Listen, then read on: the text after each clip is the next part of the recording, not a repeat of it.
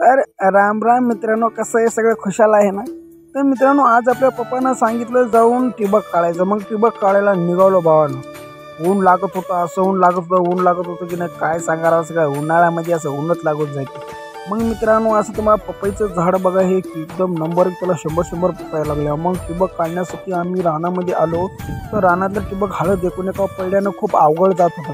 मग अवघड जाण्यासाठी मग मग काय झालं मित्रांनो, मी कसं काढतो बघा. आता मोबाईल लावून घेतला आणि मित्रांनो, काय जण काय करतात, ते कसं गुंडाळून टाकतात. म्हणजे ते पुढच्या वर्षी काही कामा येत नाही, असं करायचं नाही. सोपी पद्धत सांगतो. दोन्ही हाताच्या मध्ये जेवढं अंतर आहे तेवढं करून घ्यायचं आणि मग त्याला एका हातानं घ्यायचं, पुन्हा दुसऱ्या हाताने घ्यायचं, असं करीत राहायचं. मग आता मला 400 फुटावून आणायचं होतं. म्हणजे मग आता ते खणं करावंच लागलं राव. मग मी 400 फुटावून काढण्यासाठी पट गुंडाळ. मग गुंडाळणं झालं.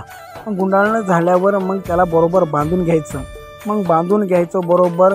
त्याची वरचं जे आपण एका हाताकडे त्याला खूप चांगलं बांधून घ्यायचं, कारण पुढच्या आपल्याला कामा येण्यासाठी सोपं जाईल काढण्यासाठी. तर मग संपूर्ण काढणं झालं मित्रांनो. सगळं रानानं टाकलं होतं, एका जागी गुंडाळ करायचं. मग गुंडाळा केलो. मग पप्पाचा पुन्हाला म्हणले जाय आता गव्हाचं खळ करायचं. मग गव्हाचं खळ करायचे होते. हे आमचे नाना आहेत. मग त्यांना मी असे पेंड्याची ते मार्केटची खाली राहते ती फाडून टाकतो. मग त्यांना ते पेंडे घालण्यासाठी बघा कसे पेंडे बसून आरामशीर टेन्शन घ्यायचं नाही, काही नाही, आरामशीर काम करू द्यायचं. म्हणजे हे असं हलर आमचं यंत्र जे होतं मित्रांनो, खूप जुनं होतं, पण काय एकदम नंबर माल पडते बघा. कसा माल नंबर. मग त्यांना कटाळाला मी गेलो. तो